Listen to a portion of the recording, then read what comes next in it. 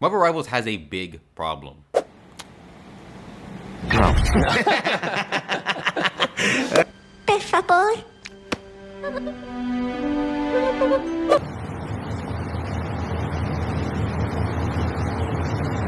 Alright, well I guess it has several big problems, but we're only going to be talking about one today, and how I think NetEase could solve this problem going forward. Picture this. It's a nice bright day, mid-afternoon, maybe it's the weekend, maybe you got the day off school or work, birds are chirping, you're awake during daylight hours for once and feeling good about it, so you pop into a Marcel Rivals match, competitive of course, because today's the day you finally make it out of gold into platinum. Matches for the day are actually half decent, you're getting teamed up with and against equally skilled teams, then it happens. A fucking deserter. For reasons only the Daedric Prince of Black Magic and Forbidden Knowledge, Hermaeus Mora, could understand, one of your teammates decides that they're gonna leave the game early. Maybe you guys just lost a team fight, or someone asked them to stop breaking line of sight with the healers, or suggest that maybe they swap heroes because they're currently 7-12 on Spidey. Whatever the reason, your teammate decided that they're just gonna screw over the whole team and match by leaving the game earlier. And even when the deserter isn't on your team, it still ruins the game for everyone else. If the match doesn't get cancelled, then beating a team who's down a man just feels hollow and empty. And if the match does get cancelled, well, you wasted whatever amount of time on a match that isn't even going to count towards your progress anymore. Match deserters, in my opinion, are some of the worst players to disgrace gaming communities since the inception of online play, and they are plaguing Marcel Rivals right now like the Lich King did Lordaeron. And though NetEase isn't absolutely awful when it comes to banning players who do this type of behavior, I feel like that just isn't doing enough to curb the behavior before it even happens. Players will either just make a new account or hop onto an already existing alt, since the game is free and you can make as many accounts as possible. Or they'll just wait out the ban for deserting, which is usually 15 minutes to a couple hours long, at least from what I've seen. Now, of course, I have seen other bans that were like 100 years long, but I feel like those were more so for cheating, and I think NetEase probably takes cheating more seriously than someone who leaves a match, which is probably why you only get 15 minutes for leaving a match versus 120 years for cheating. However, I think there's more that could and should be done to curb this behavior, so let's go ahead and dive into what I've cooked up for the deserter problem. But first, if you enjoy the video, go ahead and slap that like button. If you don't, then by all means, feel free to drop a dislike, but you gotta let me know why you hate me down in the comments. And if you really like the video, then go on and subscribe, because I'm aiming for 1,000 subs in 2025. All right, now first up is the oldest trick in the book, IP bans. If someone is a chronic game deserter, they should qualify for an IP ban. So even if they make a new account, it's not gonna work because that account will still be using the same IP address as the banned one. And for consoles, this is even easier to implement because they can just do a device ban, bricking your entire console for Marcel Rivals. Now, I of course think there should be levels to this type of ban, maybe employing like a 3-strike system where your first instance is a week ban, and then maybe a month ban at the second instance, and then at the third and final ban, you get something crazy like an indefinite ban or a year or years long ban. Like I just said, it's not like NetEase is totally afraid to do long, crazy bans like this, except those ones, at least to my knowledge, are just simple account bans, so anybody can just go make another account and play the exact same way with the exact same behavior on a new account, because those aren't IP bans. They're not banning the person's access to the game, they're just banning that one singular account. Now, I don't know if VPNs could bypass an IP ban because, well, I don't get IP bans because I'm a civilized gamer who likes to play nicely with online games. But I'm pretty sure they can simply make the game unplayable if you even have a VPN on, because I've used dozens of software and websites that simply do not work with a VPN activated on your system, so I don't think this would be something that would be impossible to implement into Marcel Rivals. Some of you may think this is too drastic, as it would essentially penalize a whole household for one person's bad choices. However, that's kind of the point, because my second solution to the deserter problem is shame. Shame. Shame. That's right, folks, let's go on and bring back a little bit of public shaming, because sometimes a little bit of shame is good for the soul. Now, besides IP bans, NetEase could implement a system that tags deserters and then forcibly adds some type of badge or mark to their nameplate and or to their player profiles to indicate they are deserters.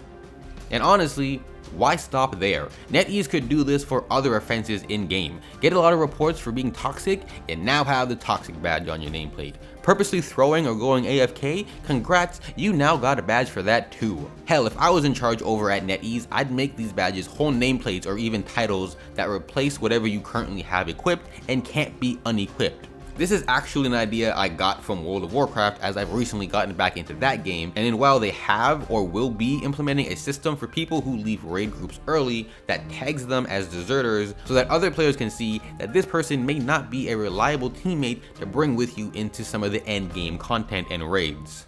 Now, in order to get rid of this badge of shame, the problem player would simply have to engage in just healthy gaming behaviors. That means finishing a match from start to finish, or at least waiting for the team to vote on a surrender before leaving a game. NetEase could even go one further than Blizzard, and at the end of these games with the tagged players, the other players in the match can each cast a vote whether or not their behavior has improved from whatever the shame plate, that's what I'm going to be calling them from now on, says they've done. Once you get enough votes that say you have improved your behavior, then your shame plate will go away. I think this would be a great tip of the iceberg deterrent for toxic behaviors in Rivals, because it loudly displays to everyone, including the problem player, that their bad behavior is now in the spotlight. It also encourages them to play in a more considerate way, because the only way to get rid of the shame plate is to play healthily. The shame plate should be relatively easy to get and hard to remove, so something like 3 to 5 games deserted and you get the shame plate. Then to get rid of it, you have to play at least 10 games or get 10 votes without bad behavior to remove it. And if they were to extend these shame plates to other offenses that are kind of harder to track with automation, like toxic in-game chat, which obviously needs to be reviewed by a human, they could have a system that goes off of the number of reports. So if a player gets something like 10 or 20 reports for toxic chat behavior in a short amount of time, then boom, they got the toxic chatter shame plate.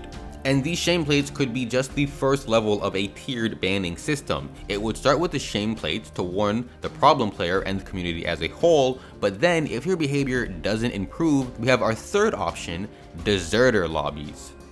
If you can just not stay out of trouble in game and keep getting shame plates and keep getting reports on your account, then you will begin to be put into deserter lobbies, which will be apparent very quickly, as anytime you play a match, everyone in the match is going to have a shame plate. And if you're playing quick play, you can get only a mix of deserter players and bots. Now I'm gonna call these lobbies the desert for the sake of this video, but NetEase could give them some fun in-lore Marvel names like the Void or the Negative Zone.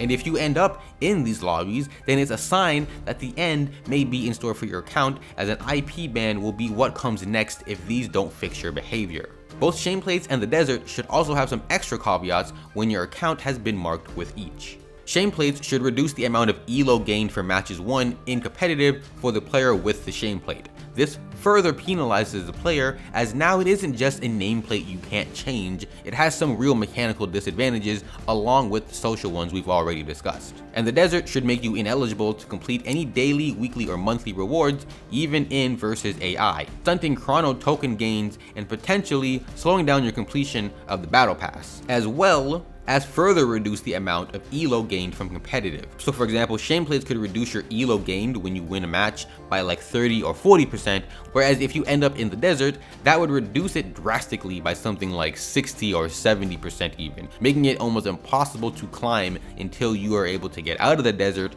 and get rid of your shame plate.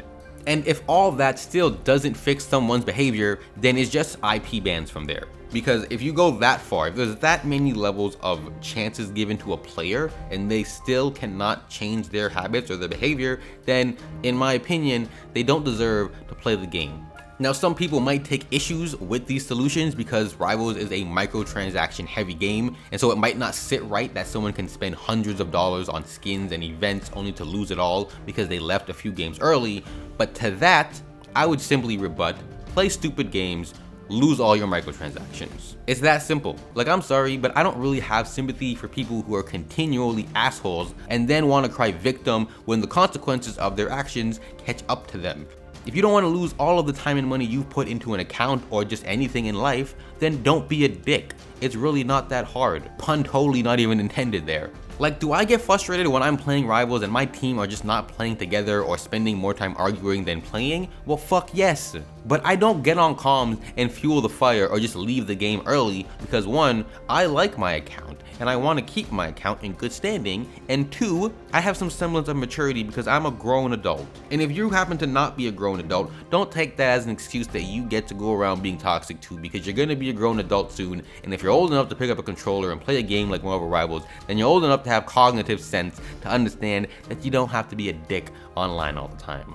You're gonna have games that go horribly from the start, so either suck it up and yell at your monitor with your mic off, or play a different game. Because I think if you're someone who just can't help but be toxic in these types of games and you don't really care about the enjoyment of the game or the consequences of your actions on your fellow players, then you shouldn't be playing these type of games. Plain and simple. Anyways, yeah, that's gonna do it for this one, y'all. This is just a really short one that I had sitting in the back of my brain that I wanted to get out for y'all real quick. So y'all let me know down below your thoughts on the deserter problem, any ideas on how you think we can solve it, and what you think of my proposed plans for the issue. And of course, if you enjoyed the video, go ahead and slap that like. If you didn't, then by all means slap the dislike. But you gotta let me know why you hate me and how the hell you made it this far into the video if you didn't like it. And if you really liked the video, go ahead and subscribe, because like I said, aiming for that 1,000 subscriber mark this year. And until next time, I will catch y'all later.